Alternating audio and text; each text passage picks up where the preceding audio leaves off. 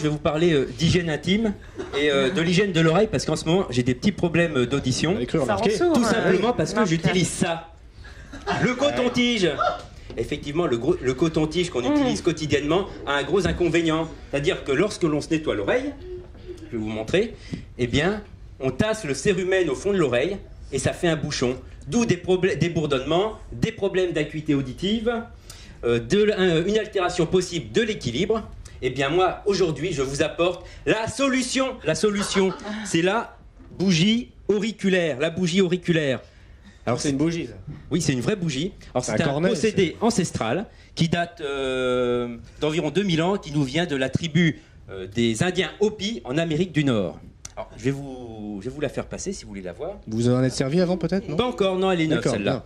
Alors cette bougie, le principe, on l'introduit. On s'allonge sur le côté et on l'introduit dans l'oreille. On l'introduit dans l'oreille, on l'allume et la chaleur qui est produite par la bougie liquéfie le cérumen. Ensuite, sa forme conique et creuse permet de faire un effet cheminée, ce qui aspire donc le cérumen à l'intérieur de la bougie.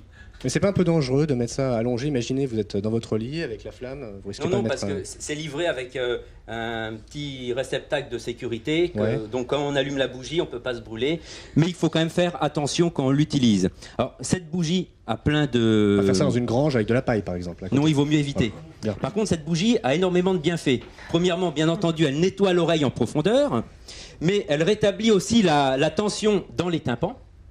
Et troisième effet bienfaisant, cela équivaut à une séance de relaxation. En effet, la chaleur produite par la bougie permet d'agir indirectement sur des points d'acupuncture. Et il est conseillé d'ailleurs, après une séance de nettoyage, de se reposer environ 10 à 15 minutes. Alors, en conclusion, quand vous achetez ces bougies, vérifiez qu'elles sont bien aux normes CE. Si un enfant l'utilise, il faut bien entendu la présence d'enfants. D'enfants, bien sûr, bah oui. D'adultes, mais aussi d'enfants. Entre vous, allez. On met un petit pétard à l'intérieur et hop, on y va. Et si vous voulez la trouver, donc ça coûte un petit peu cher, ça coûte environ 7,50 €, entre 7,50 € et 9 €.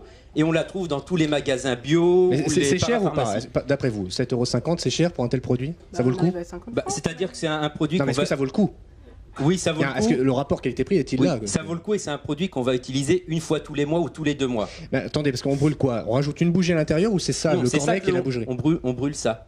D'accord, donc vous pouvez pas le réutiliser, vous le faites une seule fois et ça se consume totalement, c'est ça, non? Oui, c'est ça. Usage unique. Voilà, d'accord. Et c'est une bougie par oreille, donc c'est vendu par 2. D'accord.